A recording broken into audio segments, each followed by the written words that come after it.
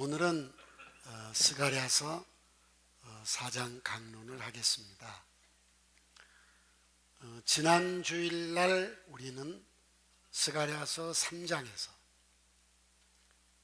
대제사장 여호수아와 이스라엘 백성들을 격려해 주시는 하나님의 계시, 환상을 보았었습니다.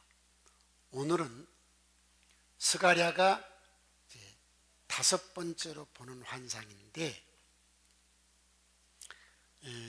총독 스룹바벨과 이스라엘 백성을 격려하고 새 힘을 주시는 계시의 말씀입니다.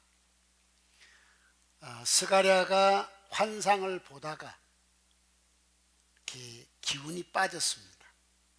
하나님의 영이 그에게 임하면서 이 기운이 빠져가지고 비몽사몽간에 있는데 천사가 와서 스가랴를 깨웁니다. 그래서 스가랴가 깨나서 정신을 차리니까 천사가 묻습니다. 너 지금 뭘 보고 있느냐? 눈을 떠서 보니까 등잔대가 보였어요. 그래서 자기 앞에 있는 그림을 그대로 천사에게 얘기합니다. 내가 지금 송금으로 만든 등잔대를 보고 있습니다. 그 등잔대 위에 기름 그릇이 있고, 기름 그릇, 이 얘기를 하면은 요즘 젊은 사람들은 잘 이해하기 어려울 텐데, 전기 안 들어올 때 등잔불 쓰는 사람들은 이해가 너무 잘 된 거예요. 순금으로 만든 등잔대가 있고, 그 등잔대 위에 기름 그릇이 있고, 기름 그릇 위에 7 등잔이 있는데, 그 7 등잔과 기름 그릇 사이에 등잔과 기름 그릇을 이어주는 7 관이 있습니다. 그리고 보니까 기름그릇 좌우에 감람나무가 하나씩 2개가 서 있는 것을 보고 있습니다. 그렇게 얘기했어요. 그러니까 천사가 너 그 무슨 뜻인지 아냐? 잘 모르겠습니다.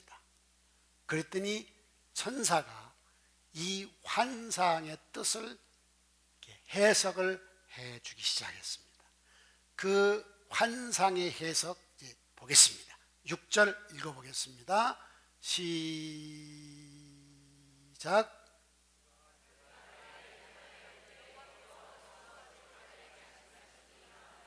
만군의 여호와께서 말씀하시되 이는 힘으로 되지 아니하며 능력으로 되지 아니하고 오직 나의 영으로 되느니라. 7절.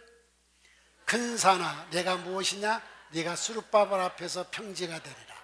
그가 머릿돌을 내놓을 때에 무리가 외치기를 은총이 그에게 있을지어다 하리라. 여호와의 말씀이 또 내게 임하여 이르시되 스룹바벨의 손이 이 성전의 기초를 놓았은즉 그의 손이 또한 그 일을 마치리라 하셨나니 만군의 여호와께서 나를 너에게 보내신 줄을 네가 알리라 하셨느니라. 10절.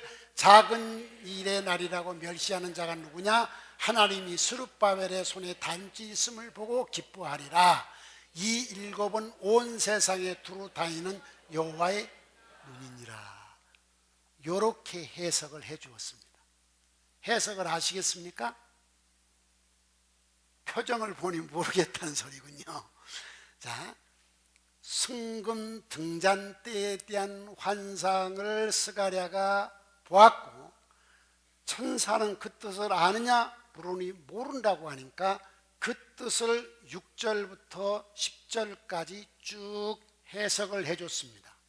그 해석을 해줬는데도 여러분은 해석도 잘 모르는 표정이니까 할 수 없이 내가 더 풀어서 설명을 해줘야 될 것 같습니다.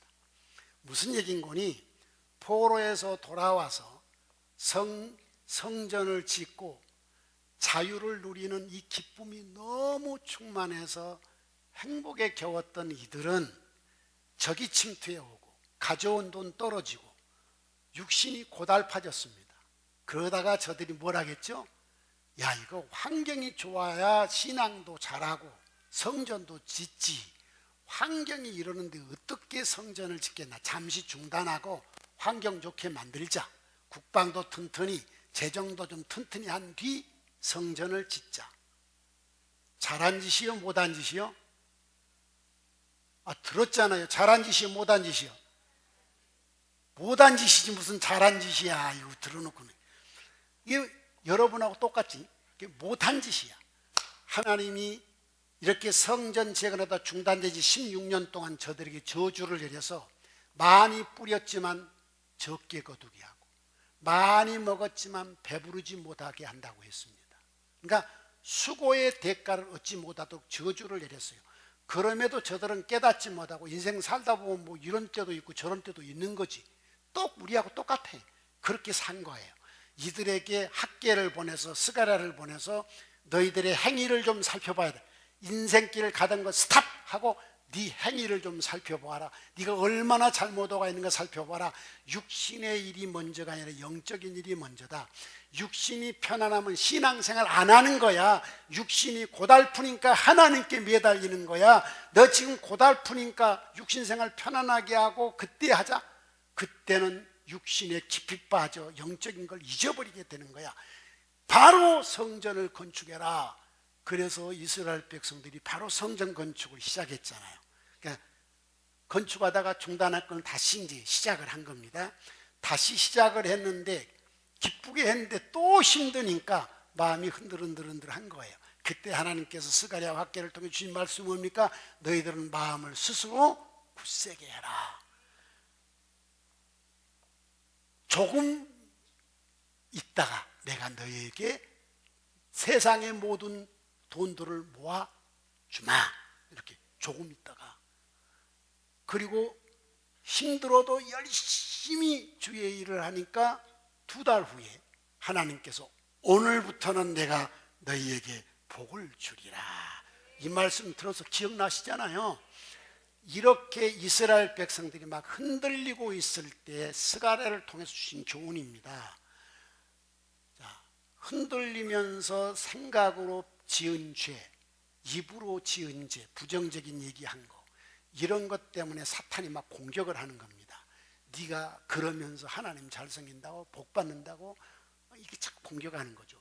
이래서 대상도 총독도 이스라엘 백성을 또 기운이 빠져 있을 때 하나님이 격려해 주신 게 바로 3장이에요. 환상을 통해서 하나님 천상회의에 참석하잖아요. 그때 천사 옆에 대상 여호수아가 서 있고 사탄이 여호수아를 공격할 때 하나님께서 사탄을 책망하시고 그 더러운 옷을 벗겨라. 그리고 아름다운 옷을 입혀라. 내가 그의 죄를 하루 만에 제거했느니라. 이러면서 저들에게 용기를 주셨어요. 그리고 저들이 다시 막 성전 건축을 하는데 있는 힘을 다하는 겁니다. 그런데도 적은 쳐들어오지, 돈은 모자라지, 이렇게 힘들어하는 스룹바벨에게, 이스라엘 백성들에게 다시 용기를 준 겁니다.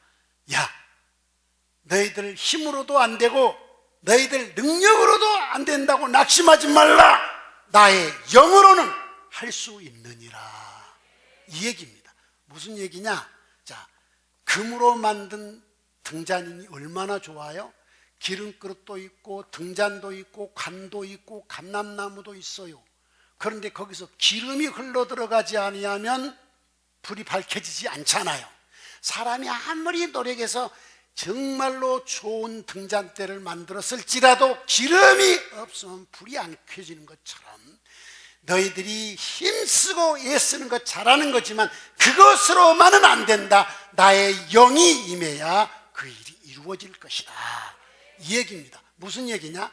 하나님의 영이 임해서 적들이 물러가게 만들고 하나님의 영이 임해서 이스라엘 백성들의 마음속에 용기를 주시고 하나님의 영이 임해서 주변 국가에서 재정적 지원을 하게 해주고 이래서 등불이 밝혀지듯이 성전이 완성되게 하겠다는 것입니다.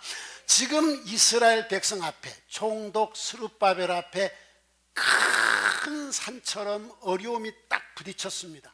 경제적 어려움, 적의 침공의 어려움, 백성들의 마음이 용기가 사라지는 어려움, 이런 어려움을 하나님의 영이 임해서 큰 산아, 네가 스룹바벨 앞에서 평지가 되리라. 성경을 바꿔주세요.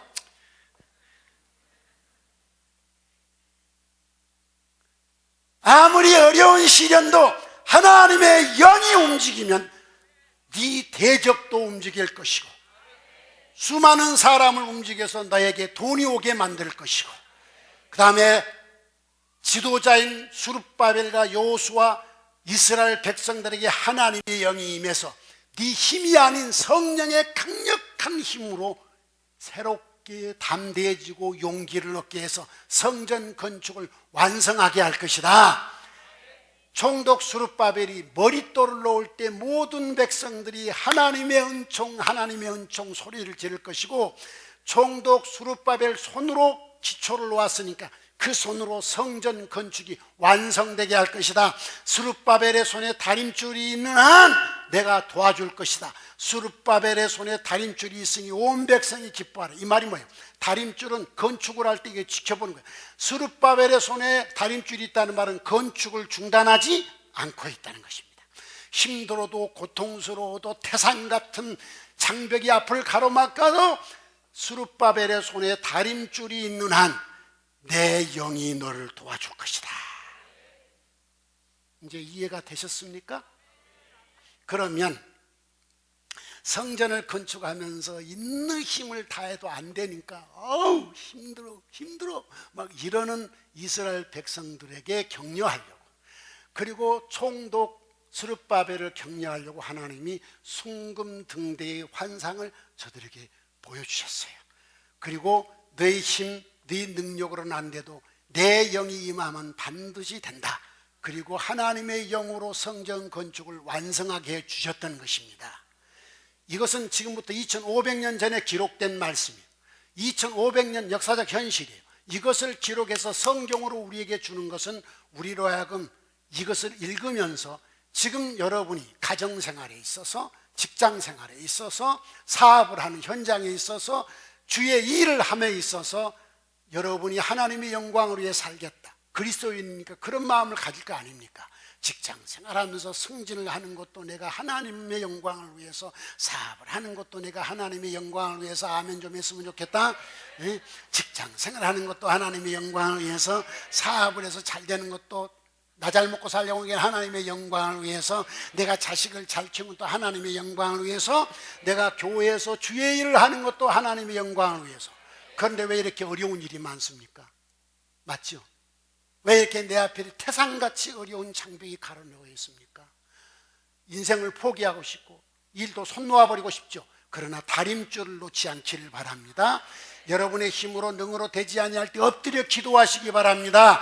하나님의 성령이 여러분에게 임하고, 하나님의 성령이 여러분의 가정에, 여러분의 직장에, 여러분의 사업의 현장에, 우리 안디옥 교회에 하나님의 영이 역사하시면은 사람의 마음을 움직이기 시작할 것입니다. 그리고 우리에게 길을 여실 것입니다. 큰 산아, 각자 자기 이름, 큰 산아 화석이 앞에 평지가 되리라. 다 자기 이름대라는 것이. 큰 산아 평지가 되리라. 다시 자기 이름, 큰 산아 화석이 앞에 평지가 되리라. 하나님의 성령이 임하면 이런 역사가 일어난다는 것입니다. 이렇게 스룹바벨에게 용기와 격려를 주신 하나님은 지금도 우리에게 용기와 격려를 주심을 믿으시고 성령의 역사로 여러분의 일을 해나가기를 주의 이름으로 축원합니다. 절대로 다림줄을 놓지 않기를 바랍니다. 스가랴가 이해가 됐어. 근데 하나 이해 안 된 게 있어. 그게 뭐냐? 기름그릇 옆에 두 감람나무가 왜 서 있냐? 보니까 그 감람나무에서 건기름이 기름병으로 이렇게 들어가는 거예요. 그래서 저게 뭐죠? 이렇게 물어봤어요. 그러니까 천사가 정말로 모르겠냐? 네, 진짜 모르겠는데요. 그랬더니 천사가 해석을 해 주었습니다. 14절을 읽어보도록 하겠습니다. 시작.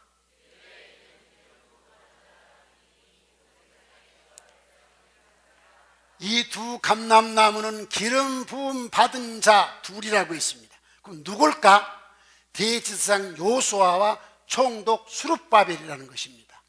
이 두 사람에게 하나님의 강한 성령이 임해서 그들을 통해서 전 백성에게 하나님의 뜻이 전달되고 하나님의 영이 전달돼서 이스라엘 전 백성이 일어나 등불을 밝히듯이 하나님의 성전 건축을 완성할 것을 보여주신 것입니다.